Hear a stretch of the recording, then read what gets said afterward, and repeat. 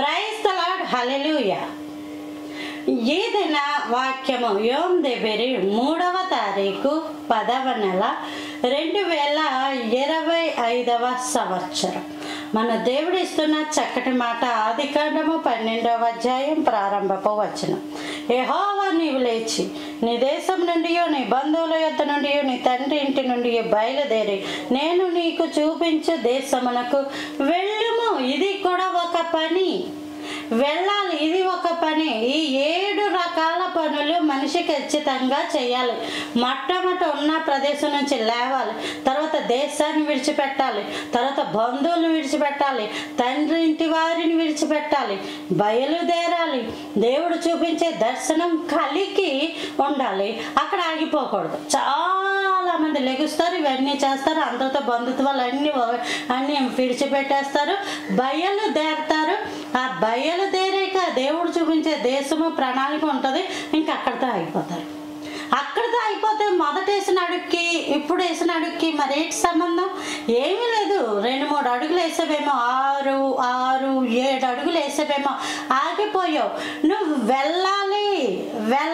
ఇప్పుడు మన ఇంటి నుంచి ఒక ప్రాంతానికి వెళ్ళాలనుకోండి, బస్సో ఆటోయో ఏదో ఒకటి, ట్రైనో ఏదో ఒకటి పట్టుకొని మనం వెళ్ళాలి కదా.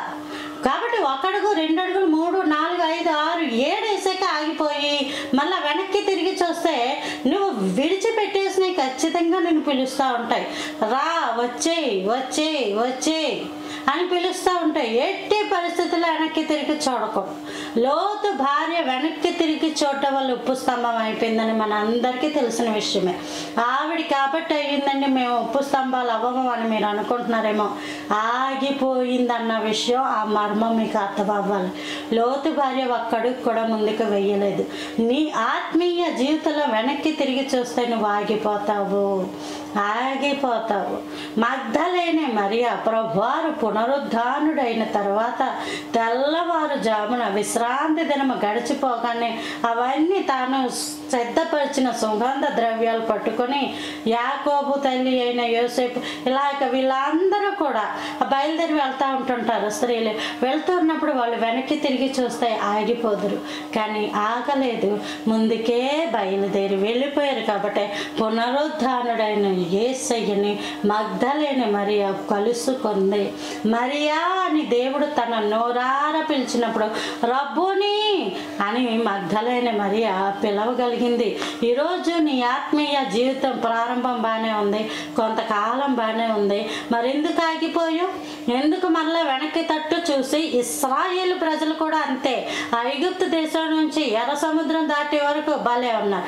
ఆ తర్వాత ఒకటి వారి యొక్క జీవితాల్లో వెళ్ళిపోతున్నప్పుడు మేము ఎందుకు ఐగుప్తు దేశంలోనే చనిపోలేదు, అక్కడున్న ఆ కూరల గురించి వర్ణించుకుంటారు, అక్కడున్న బ్రతికే మాకు హాయిగా ఉంది అంటారు. ఇంకేకంగా అంటారు ఐగుప్తులో సమాధులు లేవనా, ఎంత దూరం మమ్మల్ని తీసుకొచ్చా అంటారు. వాళ్ళు వెళ్తున్నారు కానీ ఆత్మీయంగా ఆగిపోయారు. ఈరోజు కూడా రోజుకి నువ్వు బాగానే ఉన్నావు అనుకుంటున్నావు, ఆత్మీయంగా ఆగిపోయావేమో. ఒక్కసారి ఆలోచించుకో. దేవుడు అంటున్నాడు నీవు వెళ్ళు, ఆత్మీయంగా కూడా వెళ్ళాలి, దేవుడి మీద ఆశ పెట్టుకుని బ్రతకాలి, దేవునితోటే ఉండాలి. దేవుడు నీకు ఇచ్చిన దర్శనం, దేవుడు నీకు ఇచ్చిన ప్రవచనాలు ఇక నెరవేరవని అనుకోవద్దు. దేవుడు ఇచ్చిన ప్రతి దర్శనము, ప్రవచన కాలము, నిర్ణయ కాలమున అది జరుగుతుంది. అది జరగకుండా మానదు. దేవుడు అబద్ధికుడు కాదు. కాబట్టి అసలు దర్శనం వచ్చింది తప్ప రైట్ అని ఆలోచించేలాంటి పనులు పెట్టుకోకు. దర్శనాన్ని నీ ముందెట్టుకో, దాని గురించి ప్రయాణం చేయి, ఆగద్దు, బయలుదేరి అలా వెళ్ళిపో. దేవుడు నిన్ను నీ కుటుంబాలను ఆశీర్వదించును కాక. Praise the lord.